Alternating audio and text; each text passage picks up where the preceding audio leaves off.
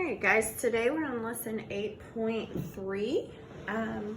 We are going to model and solve addition equations.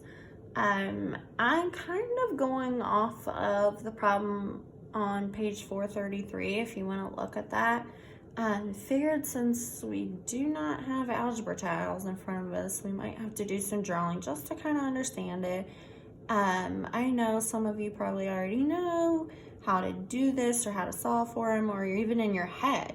But right now, I really want you to focus on understanding what is being asked, because when things get a little bit harder, you're not going to be able to do them in your head. So this is just walking through and understanding the steps.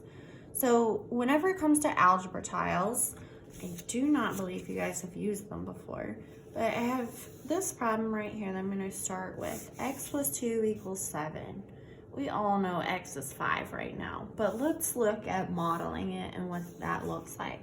So you know for an equation you have two sides, right? You have X plus 2 on one side and you have 7 on the other. So I'm going to write X plus 2 and 7.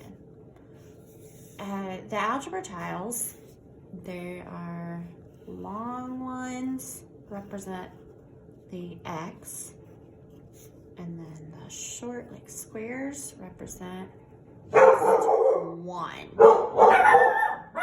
about that, my dog sees somebody. Alright, so if we can, we'll try to answer this using models first. So X, so we'll just draw one X. Plus 2, so we're just going to draw the 1,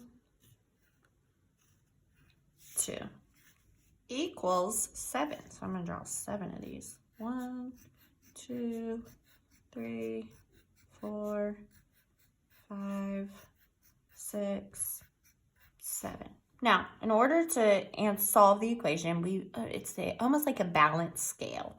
So I want to see how I can get them to become equal. So if I'm making one side equal, you guys know from using balance scales in the past, if you take one off on the other side, what do you have to do on the other side? If you take a left side, something you're measuring off, you want to take the other side off to make them balanced. So if I take off what I can here now, so we have to have like terms to take them off. So if I take, this doesn't have an X, so I can't take the X off, so I have to leave the X. But I have 2 here. What if I take 2 off? If I'm taking 2 off, I'm doing the inverse operation, which means the opposite of putting 2 on, which is adding 2, is taking 2 off, which is taking away. So I could take away 2. But if I take away 2 on this side, I have to do the same on this side. That's how you balance the equation. So now I'm left with this, which means X equals, how many are left on this side? 1, 2, 3, 4, 5. So that's how you solve with the model, okay? Now, let's look at the one on the other side. And the only thing they did here is did it opposite. So I just wanted to show you how it can be, confusing if you don't really think about it, but it's the same thing. They just have the whole number on this side. So you would represent 8, and then you'd represent X plus 2 with your drawing.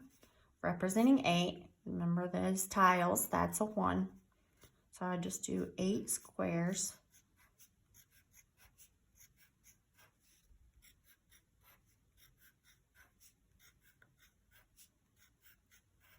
Okay, now this side is X plus 2. So X, a long rectangle,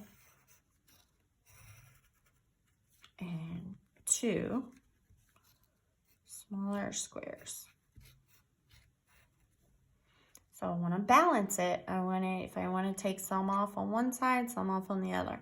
I want the variable to stand alone to see what the weight of it is by itself. So think of it, like I said, like a balance scale. Want the variable, the unknown, to stand alone so I can figure out what is it to define it. So in order for the unknown to stand alone, I'm going to have to get rid of 2 1s. If I want to balance it and I get rid of 2 1s, which is taking away, subtracting 2 1s, on this side, I have to do it on this side. So I'm left with 1, 2, 3, 4, 5, 6 1s. What you doing?